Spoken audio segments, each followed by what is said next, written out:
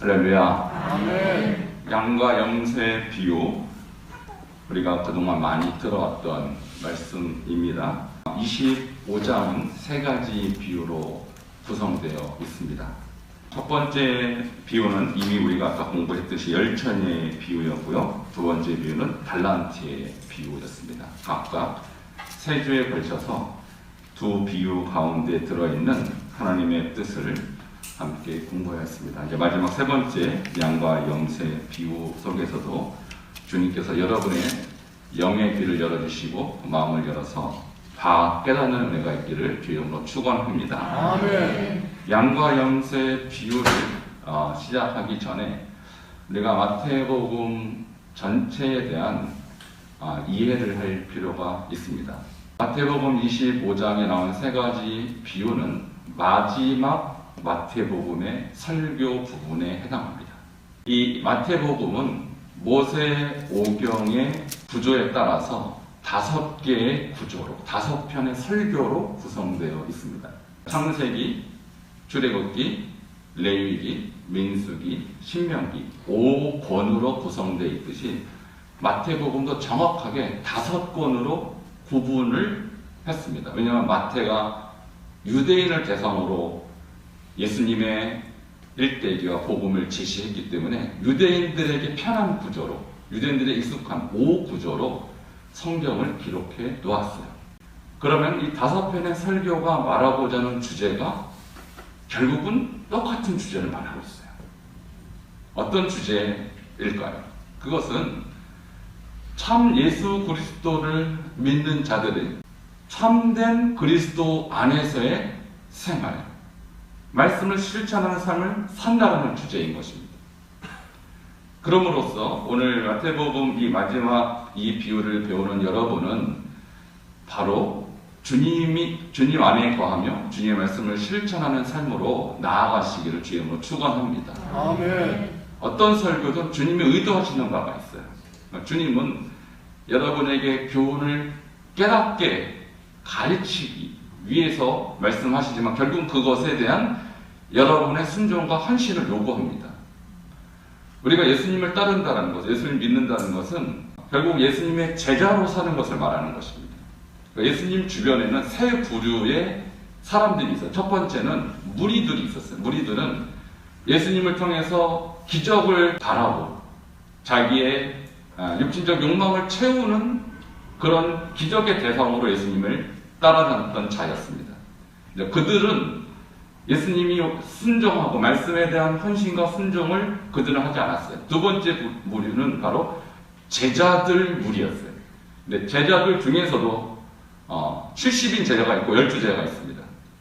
근데 70인 제자는 한때 예수님을 쫓아다녔어요. 그리고 천도까지 예수님이 파송해서 했습니다. 그러나 최종적으로 예수님이 십자가에 대한 메시지를 전할 때 그들은 다 떠나갔습니다.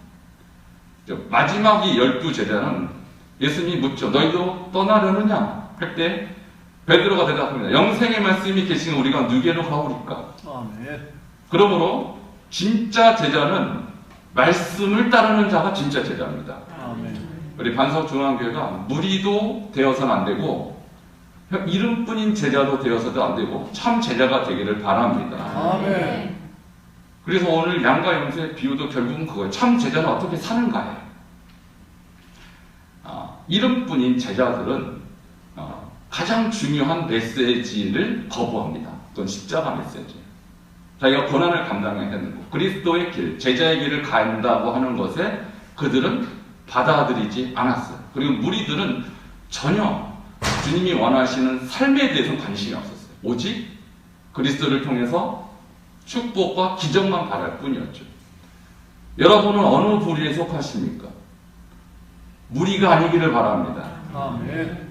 진정한 예수 그리스도의 제자. 주님이 십자가를 지신 이유는 여러분의 영혼을 구원할 뿐만 아니라 여러분이 그리스도와 함께 동행하는 자가 되기를 원하시는 거예요. 아멘. 마태복음 5편의 설교는 동일한 그런 주제를 가지고 있다는 것입니다. 그럼 첫 번째 설교가 바로 여러분이 잘 아시는 산상수훈입니다.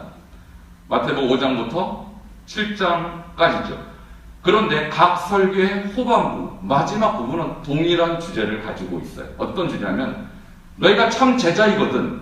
말씀에 순종하라. 아멘. 말씀을 실천하라. 이것이 참 제자의 기준이라는 것이죠. 마태복음 7장 24절부터 27절이 바로 첫 번째 설교의 핵심 메시지.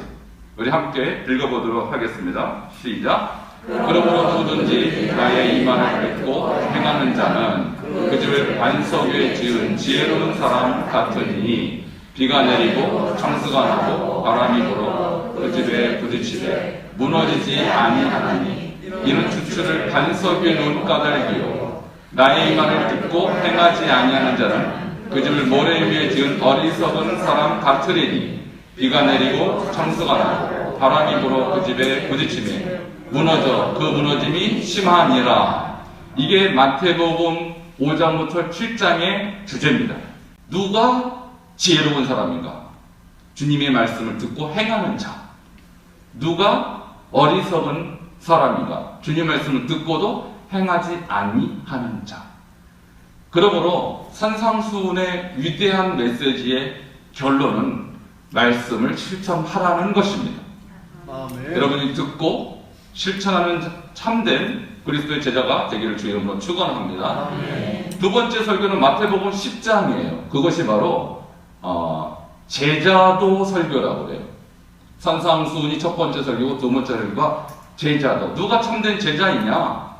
제자의 삶을 말하는 것인데 그 결론이 10장 42절입니다. 함께 읽겠습니다. 시작. 또 누구든지 제자 이름으로 이 작은 자 중 하나에게 냉수 한 그릇이라도 주는 자는 내가 진실로 너에게 이르노니 그 사람이 결단코 상을 잃지 아니하리라 하시니라. 아멘. 아멘. 제자 이름으로 이 작은 자 중 하나에게 냉수 한 그릇이라도 주는 자. 광야가 대부분인 이스라엘 지방에서 냉수 한 그릇은 생명입니다. 근데 그곳에서 지나가는 한 소자가 냉수 한 그릇 주십시오 할 때는 목 타서 죽기 직전의 상황을 말하는 거예요. 근데 그런 사람에게 그 냉수 한 그릇을 안 준다는 것은 국리를 베푸지 않는 거예요. 그 예수님의 사랑, 예수님의 은혜를 받은 자로 합당하지 않은 삶인 것이죠. 그러므로 십자가의 은혜를 경험한 자는 자기보다도 더 열악한 삶의 상황에 있는 사람을 긍휼히 여기는 삶이 필요하다는 것입니다. 그래서 냉수 한 그릇은 그 사람의 목숨을 살리는 일입니다. 안 주면 죽는 거예요. 그러므로 여러분이 삶 속에서 주변에서 여러분의 도움이 필요한데 도와주지 않으면 큰 위기를 만날 자를 향해서 여러분 기꺼이 여러분의 물질을 헌신하시기 바랍니다. 이것이 제자라는 것이죠. 두 번째 설교, 바로 제자도 설교는 이와 같은 나의 것을 나누는 삶을 실천하는 자가 되라고 주님께서 말하는 것입니다. 세 번째 설교가 마태복음 13장입니다. 그것은 바로 천국의 비유 설교이죠. 그 천국의 비유 설교도 보면 동일한 주제를 담고 있어요. 그것이 41절에 바로 중요한 주제가 나와 있습니다. 한 목소리를 읽겠습니다. 시작. 그 천사들을 보내리니 그들이 그 나라에서 모든 넘어지게 하는 것과 또 불법을 행하는 자들을 거두어 내어 풀무불에 던져 넣으리니 거기서 울며 이를 갈게 되리라. 이 천국의 비유가요 7가지에 걸쳐서 나오는데 결국 주님이 하시는 말씀은 뭐냐면 누가 천국의 백성이고 누가 형벌받을 백성인가 라고 하는 것이죠. 여기 보면 넘어지게 하는 것과 불법을 행하는 자들이라고 말하고 있어요. 그러므로 천국에 갈 백성은 불법을 행하지 않는 자라는 거예요. 우리가 하나님의 백성이고 그리스도의 은혜를 받은 자이고 우리가 십자가 보혈로 거듭난 자라면 불법을 멀리할 줄 믿습니다. 그래서 거룩한 삶이라는 것은 결코 어떤 형식적인 어떤 종교 생활을 말하는 게 아니라 여러분의 말 한마디, 여러분의 행동 하나하나가 법을 지키는 것을 말하는 거예요. 아멘. 제가 중국에 있을 때 이 말씀을 가지고 중국에 있는 현지인들에게 뭐라고 얘기했냐면 신호등을 지키시오라고 얘기했어요. 여러분 신호등 지키십니까? 아멘. 그게 신앙과 관계가 있을까요? 없을까요? 있습니다. 우리가 국가의 법도 지키지 않는데 하나님의 법을 지킬 수 있을까요? 제가 그 얘기를 중국 현지인들한테 했더니 그들이 굉장히 고통스러워해요. 왜냐하면 중국은 신호등이 있어도 있으나 없으나 안 지키기 때문에. 그것이 문화예요. 그러니까 다른 자유는 없어도 빨간불에 건너갈 자유가 있는 나라예요. 경찰도 뭐라고 안 그래요. 다 안 지키니까. 근데 그런 사람들을 향해 당신이 그리스도인이라면 신호등도 못 지키는 그리스도인 아니다. 딱 그러니까 다들 고통스러워합니다. 그런데 그들이 제 말을 듣고 신호등을 지키기 시작했어요. 할렐루야. 아멘. 이게 변화예요. 이게 그리스도인의 삶이라는 거예요. 아멘. 그래서 참된 하나님의 백성은 거창한 게 아닙니다. 작은 거, 작은 법 하나 지키고 안 지킬 문제. 우리도 마찬가지예요. 여러분이 살면서 내가 거짓말 한 번쯤이야 괜찮겠지. 안 괜찮습니다.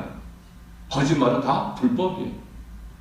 내 안에 성령이 있는데 너희가 하나님의 성전인 것과 하나님의 성령이 너희 안에 거하시는 걸 알지 못하느냐 할 때 우리 안에 성령이 계신다면 우리는 모든 작은 거짓말, 작은 법도 다 철저하게 순종해야 될 줄 믿습니다.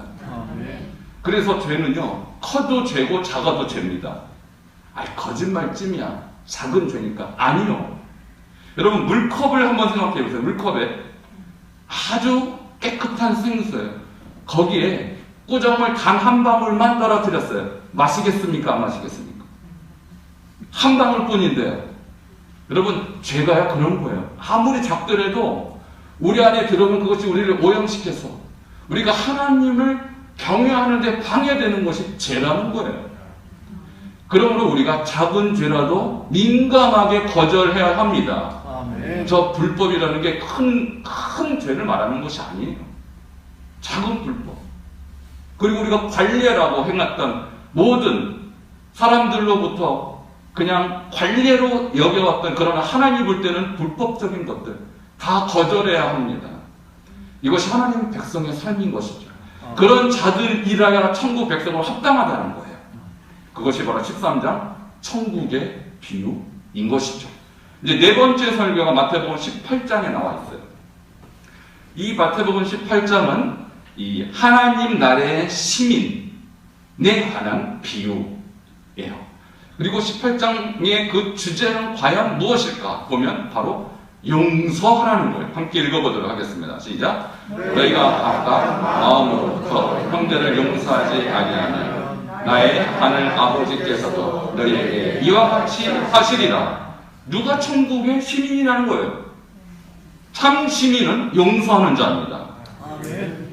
왜냐하면 우리가 용서받을 자격이 없는데 예수께서 아무런 자격 없는 우리를 용서하셨습니다. 할렐루야. 아멘. 이게 십자가야 은혜이고 이것이 우리가 얻은 은혜의 핵심이에요. 용서입니다. 아멘. 그런데 그 용서받은 자가 내 형제를 용서하지 않겠다. 그것은 용서받은 자의 태도가 아니라는 것이죠. 그러므로 모든 마태복음에 나와 있는 이 메시지, 설교들의 핵심은 뭐냐면 실제적인 믿음의 삶이에요.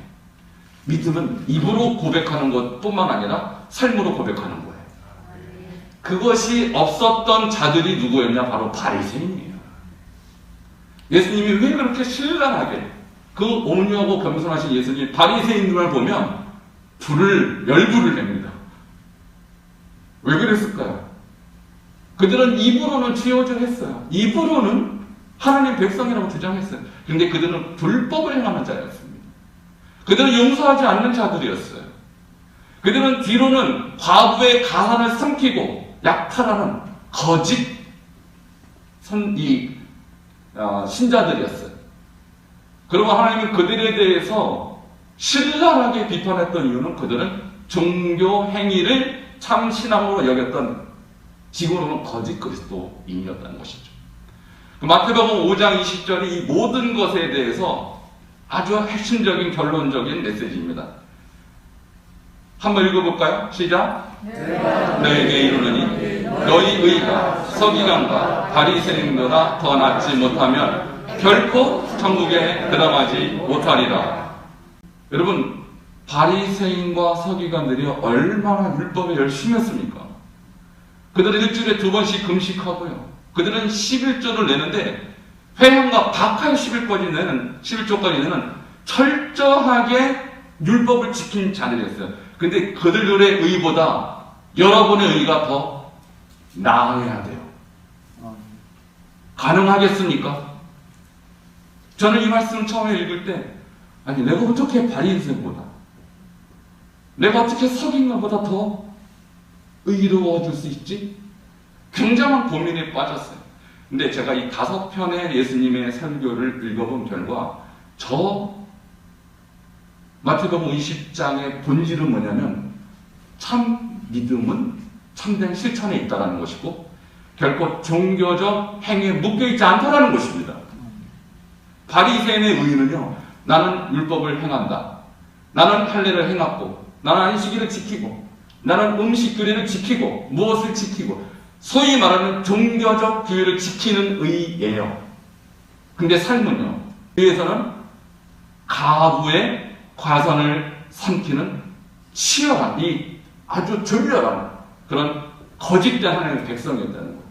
삶은 없고 형식만, 껍데기뿐인 종교인이었다는 것이죠. 그러므로 여러분이 바리새인과 서기관보다 더 나으려면 말씀을 실천하시면 됩니다. 아멘. 예수님의 제자답게 사시면 됩니다. 아멘. 작은 죄도 멀리하고 여러분을 유혹하는 이 세상의 어떤 이 죄악에 여러분이 손 대지 않냐. 그래서 시편 1편이 그러잖아요. 복 있는 사람은 악인의 꾀를 따르지 아니하고 죄인들의 길에 서지 아니하며 오만한 자들의 자리에 앉지 아니하는 자, 그가 복 있는 자예요. 아멘. 바로 주님이 말씀하신 것은 죄와 타협하지 않는 말씀대로 실천하는 참 예수님의 제자를 말하는 것입니다. 그래서 주님은 열매 없는 삶에 대해서 비판하시죠. 바로 바리새인들을 지적하시면서 그들의 열매로 그들을 알지니 가시나무에서 포도를 엉겅퀴 해서 무화과를 따겠느냐? 따겠습니까? 가시에서는 포도가 나지 않아요. 엉겅퀴에서도 무화과가 나지 않습니다. 좋은 나무마다 아름다운 열매를 맺고 못된 나무가 나쁜 열매를 맺는 것이죠. 그러므로 여러분의 삶에서 아름다운 열매가 맺혀지는 것은 여러분 제자라는 증거입니다. 예수님의 은혜와 예수님의 그 은총을 받은 자라는 증거라는 것이죠. 그래서 마태복음은 결국 그것을 말하는 거예요. 말씀에 대한 실천 없는 믿음은 바리새인과 같은 거짓 믿음이고 그런 자들은 결코 천국 백성이 될 수 없다는 것이 마태복음의 핵심 교훈인 것입니다. 오늘 두 번째, 오늘 본문의 말씀으로 다시 돌아갑니다. 25장 31절 영광의 보좌가 무엇인가? 우리 예수님이 이 땅에 오실 때 영광의 보좌에 앉는다고 하였습니다. 아마 31절을 같이 읽도록 하겠습니다. 시작. 인자가 자기 영광으로 모든 천사와 함께 올 때에 자기 영광의 보좌에 앉으리니. 자, 이제 이 양가 염소의 비유의 첫 번째 메시지가 주님이 이제 이 땅에 오신다는 걸 묘사하고 있어요. 자, 인자가 예수님이시죠. 자기 영광으로 모든 천사와 함께 올 때, 천사들과 함께 이 땅에 주님이 오시는데 어디에 앉으시냐면 자기 영광의 보좌에 앉는다는 거예요. 자, 이 보좌는 도대체 어떤 보좌일까? 이것이 계시록에 자세하게 설명되어 있어요. 계시록 20장 11절 12절을 함께 보도록 하겠습니다. 시작. 또 내가 크고 긴 보좌와 그 위에 앉으신 이를 보니 땅과 하늘이 그 앞에서 피하여 가는 데 없더라. 또 내가 보니 죽은 자들이 큰 자나 작은 자나 그 보좌 앞에 서 있는데 책들이 펴 있고 또 다른 책이 펴졌으니 곧 생명책이라. 죽은 자들이 자기 행위를 따라 책들에 기록된 대로 심판을 받으니 라고 요한계시록의 이 흰 보좌의 정체에 대해서 정확하게 얘기하고 있습니다. 최종 심판 때 주님이 땅에 오시죠. 주님이 하얀 백 보좌에 앉아 계십니다. 그때 하늘, 땅 다 없어집니다. 오직 남는 것은 주님과 나뿐이에요. 그리고 이제 그 영원한 천국을 가질지 아니면 영원한 형벌에 들어갈지 주님 앞에서 이제 판결을 받는 장면입니다. 얼마나 떨릴까요? 근데 그 시간이 온다라는 거예요. 그 시간을 피할 사람이 아무도 없다라는 것입니다. 그러면 그때 주님이 누구를 오른편에, 누구를 왼편에 둘 것인가? 그것에 대한 문제가 오늘 본문에 나오는 것입니다. 그럼 32절에 이제 그 두 부류를 가르는 기준이 뭔지 32절에 양과 염소를 분리하는 이유에 대해서 한번 보도록 하겠습니다. 함께 32절을 읽겠습니다. 시작. 모든 민족을 그 앞에 모으고 각각 구분하기를 목자가 양과 염소를 구분하는 것 같이 하여 읽겠습니다. 자, 이제 하얀 보좌, 백보좌에 주님 앉아 계시고 모든 민족을, 전 세계에 24,000개의 민족이 있어요. 그리고 약 200여 개의 국가가 있어요. 근데 그 모든 민족을 다 모은다는 거예요. 자, 그 민족 안에 저와 여러분도 지금 포함되어 있는 거예요. 그리고 구분을 합니다.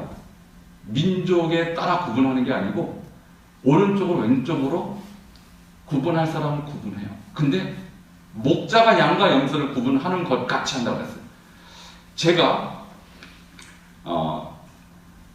중국 그 신장에서 살 때 저희 집에서 약 20-30분만 나가면 목장이 나와요.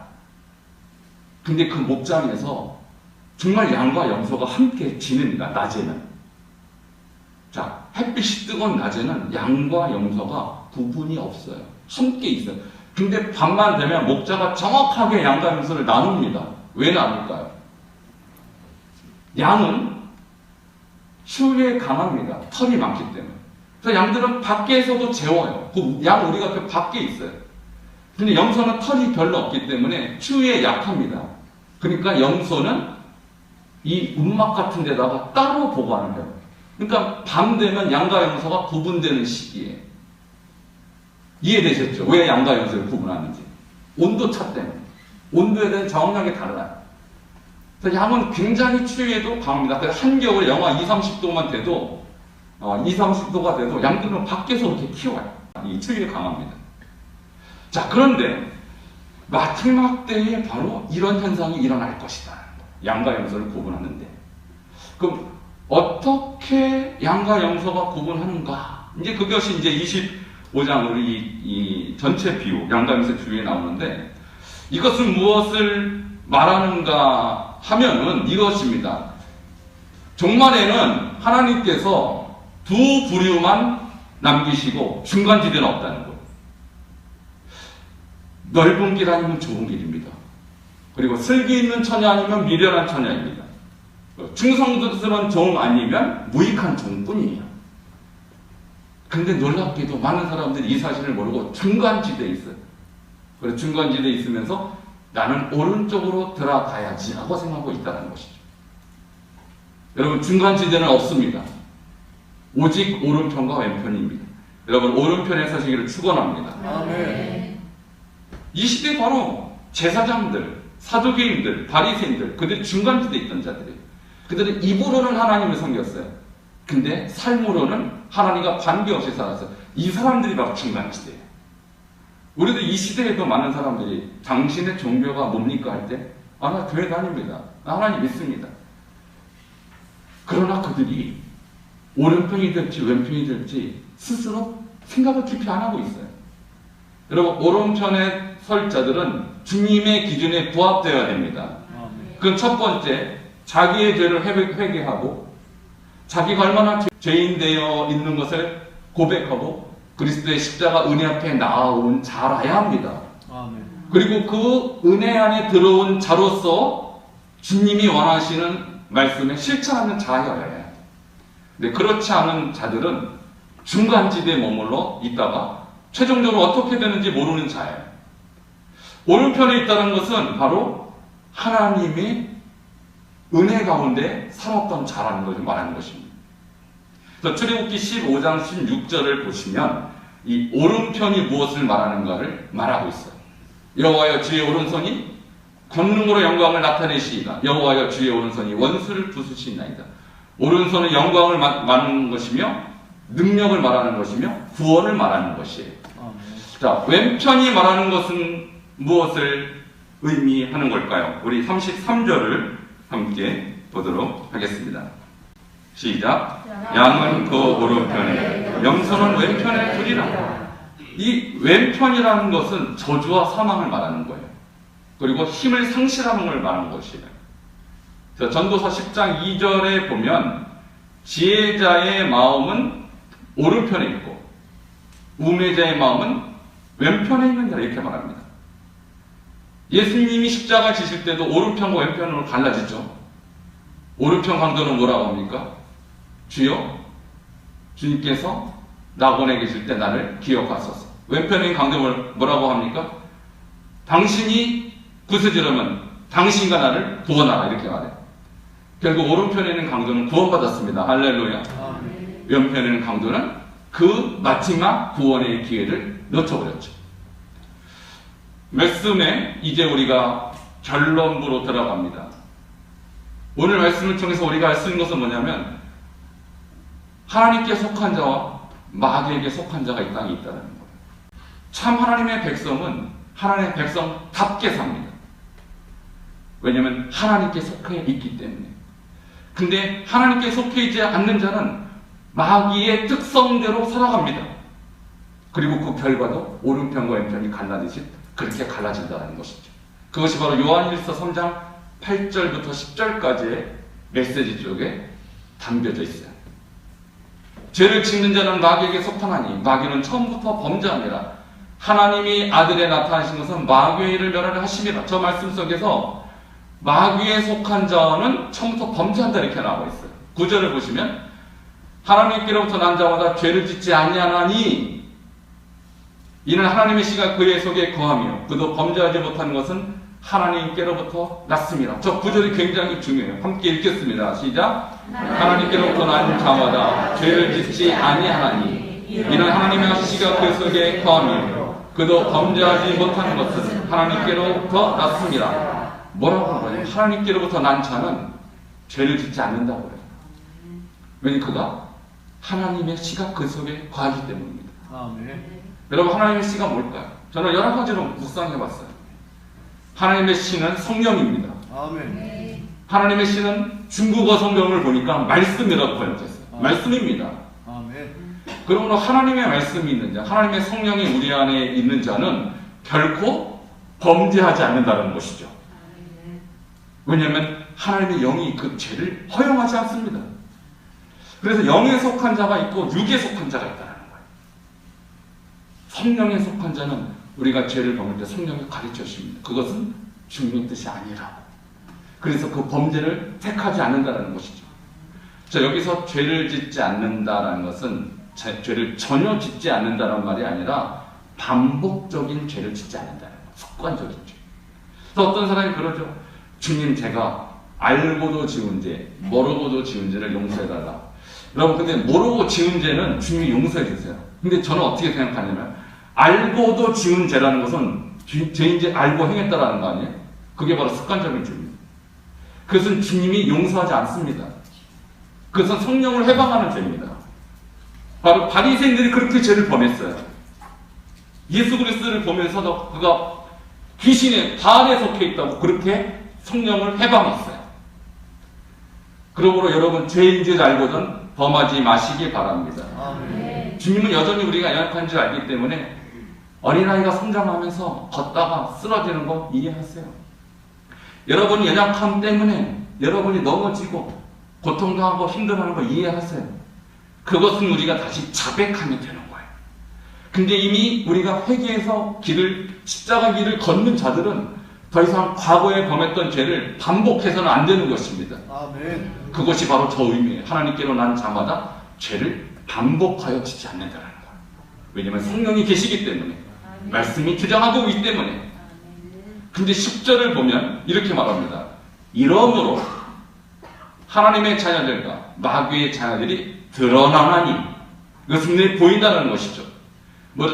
의를 행하지 않는 자나 또는 그 형제를 사랑하지 아니하는 자는 이것이 바로 하나님께 속하지 아니한 자의 삶이라는 거예요. 여러분, 의라는 게 아까 제가 말씀드렸어요. 작은 거짓도 거부하는 것이에요. 의라는 것은 올바른 거예요. 그래서 우리 주님이 이 땅에 오셔서 우리의 의가 되셨다는 것은 우리가 주님의 의가 아니면 구원받을 방법이 없기 때문에 주님이 십자가에서 희생한 것이 주님의 의입니다. 할렐루야. 아멘. 예수 그리스도의 십자가는 그분의 의의 상징이에요. 왜냐하면 그분이 희생하지 않으면 저와 여러분이 구원할 방법이 없기 때문에 그것이 예수님의 십자가의 의인 것입니다. 그러면 그 의를 입은 자는 바로 십자가의 의와 함께 거하는 거예요. 죄를 멀리하고 죄를 거부하고 타협하지 않는다는 것이죠. 그리고 그것은 또한 형제 사랑으로 나타나는 거예요. 주님이 나 같은 죄인도 용서하셨는데 나는 나에게 조금 모함하고 나를 섭섭하게 하는 자를 용서하지 않는다. 그것은 불의한 것입니다. 그래서 그는 마귀에게 속한 자라고 요한 1서는 그렇게 강력하게 말하고 있는 것이죠.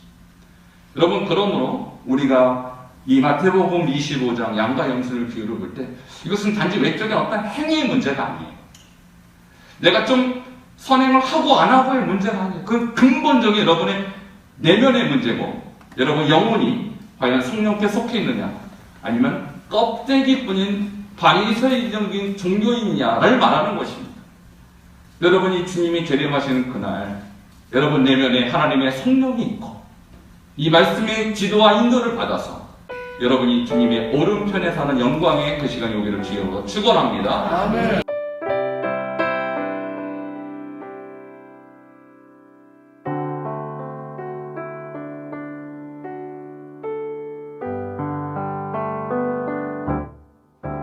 갈보리 산 위에 십자가 섰으니 주가 고난을 당한 표라.